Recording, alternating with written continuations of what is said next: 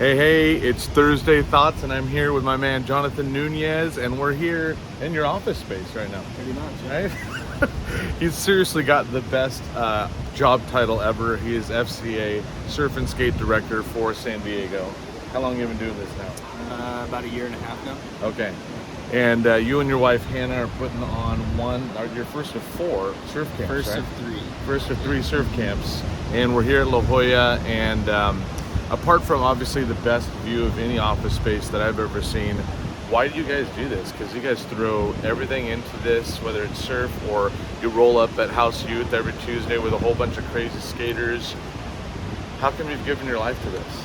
Well, the goal is to, as we have in the mission statement, is unify the surf and skate community through helping its youth develop a relationship with Christ and with each other. Yeah. I think surf and skate community is like really communal already. Yeah. It has like kind of like a head start. Right. So if you can just kind of infuse Christ into it, I think it has really good potential to reflect the body of Christ as we see the letters.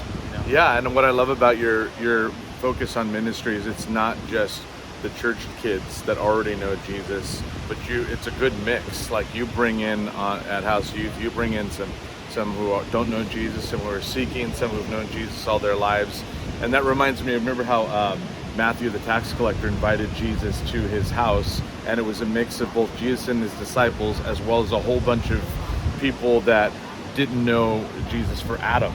And that's exactly the atmosphere that I think we as the church, those who are Christ followers, need to be in. And I see you creating that, whether it's with a surf camp or at a skate park. Is that kind of the idea? Mm-hmm. Yeah, Yeah. That's incredible. And so not only are you doing this for the next couple of weeks, you're also leading a mission trip to El Salvador. Tell us how we can be praying for you in that. Just pray that all the travel plans go as planned. Keep COVID away. There's been a little resurgence, so Right. that'll be nice to keep that away. Just pray for health and clarity of mind and just full and complete preparation for the trip.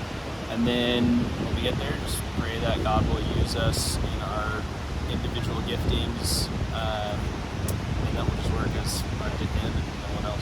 Yeah, and you guys are going to be building a house, right? Or helping serve the community in some... So they're involved in the cancer hospital. They have an orphanage on a property. They built a church on the same property. I'm pretty sure they're doing more construction on the same property. They do school ministry, and then just like general community, like prayer walks and ministry and kind of stuff like that. So there will be no shortage of stuff to do. Okay, yeah, and you guys are going to be there for a week, right? Yeah. Okay, so we're right now at the Father's house. We're doing this Noon in June challenge where we have a whole bunch of people that set their alarms at noon to pray and stop 5 minutes whatever they're doing to pray for our youth specifically.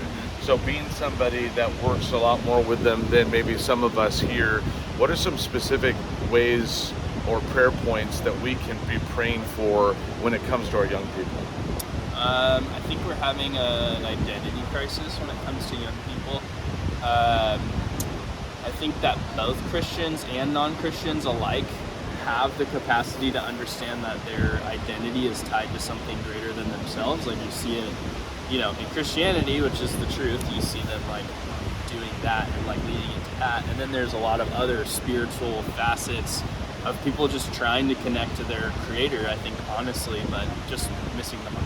Yeah. So just pray for young people that they'll understand that they're created in the image of God, and that's the reason why they want to come to Christ, not because they're trying to escape hell or not trying to secure heaven, which is great. Yeah. That's not the point. It's coming back to how God intended them to live and then who they are. So just pray for that recognition.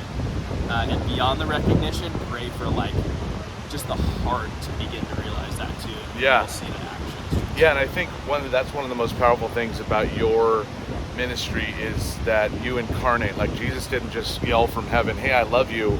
He came down and walked with us, right? He skinned his knees with us, stepped his toes with us, sweat in the sun with us, walking, talking, eating, praying, healing.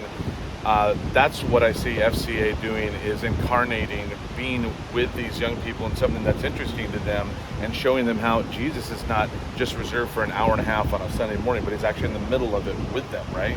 And then you end up in conversations about their parents, about their identity, about their future and what they're worried about, and I just love that. So I'm going to put the information, if you'd like to support him and continue to support this ministry, I'm going to put the information below, and I would love to be able to just ask each of you guys to be able to pray for Jonathan, for FCA Surf and Skate, for their mission trip, for these surf camps.